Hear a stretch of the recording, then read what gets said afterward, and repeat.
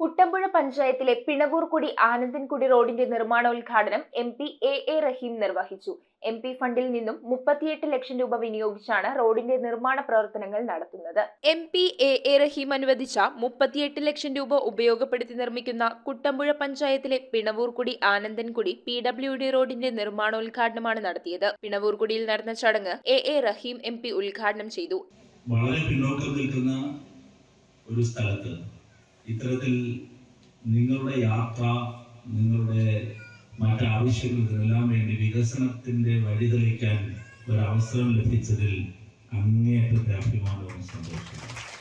MLA. Antony ജോണിന്റെ അധ്യക്ഷതയിൽ panchayat president കാന്തി വെള്ളക്കയ്യൻ, ജില്ലാ പഞ്ചായത്ത് അംഗം കെ. ദാനി, ബ്ലോക്ക് പഞ്ചായത്ത് അംഗം കെ. ഗോപി, പഞ്ചായത്ത് അംഗം Binesh Narayanan, FIT chairman R. Anilkumar, സംസ്ഥാന യുവജനക്ഷേമ board vice chairman S. Satheesh, Muvattupuzha urban bank chairman advocate A. Anshad, CPM area secretary K.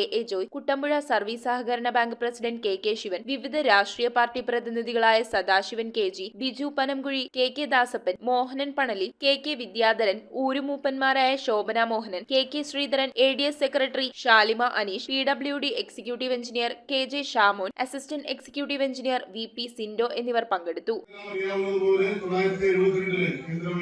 സംരക്ഷണ നിയമവുമായി ബന്ധപ്പെട്ടുകൊണ്ടുള്ള ഒരു പ്രശ്നമാണ് നിലനിൽക്കുന്നത്. അതിനകത്ത് മാറ്റങ്ങൾ വരുത്തുകയും സംരക്ഷിക്കപ്പെടേണ്ട വന്യമൃഗങ്ങളുടെ പട്ടികയടക്കം പുനഃക്രമീകരിക്കേണ്ടത് ഉൾപ്പെടെയുള്ള വിഷയങ്ങൾ